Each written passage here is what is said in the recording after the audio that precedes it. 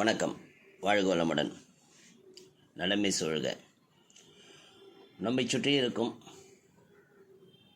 கோயில்கள், அங்கு கடைபிடிக்கப்படும் சிறப்பு வழிபாடுகள், கட்டிடக்கலையின் சிறப்பு, நம் முன்னோர்கள் ஆன்மீக அறிவு, வானியல் அறிவு, இதில் உள்ள சிறப்புகளை தொடர்ந்து சொல்வதற்கு இப்போ ஒரு பதிவு உங்களுக்கு.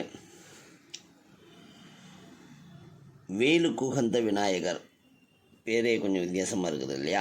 விநாயகர் கோயிலில் இருக்கிற விநாயகரோட பேர் வேலுக்குகந்த விநாயகர். ஏன் இந்த பேர், எங்கே இருக்குது இந்த கோயில்னு பார்த்தோம்னா, ராமநாதபுரம் உப்பூர் இன்னொரு ஊர் இருக்குது. அந்த உப்பூரில் வேலுக்குகந்த விநாயகர் கோயில் அமைந்திருக்கிறது. ஏன் இந்த பேருனா, எல்லா நேரமும் விநாயகர் சிலை மீது சூரிய கதிர்கள் படுமாறு அமைக்கப்பட்டுள்ளது. அதனால தான் வேலுக்குகந்த விநாயகர்னு சொல்கிறாங்க. இதிகாச காலத்தில் ராவணன் சீதையை தந்திரமாக கடத்தி கொண்டு இலங்கைக்கு போகும்போது சீதையை மீட்டு வருவதற்காக இலங்கைக்கு ராமபிரான் செல்கிறார்.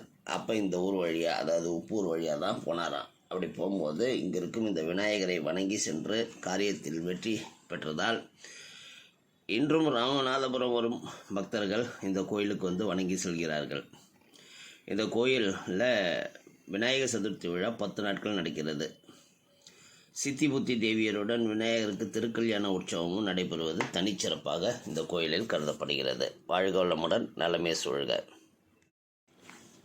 வணக்கம்.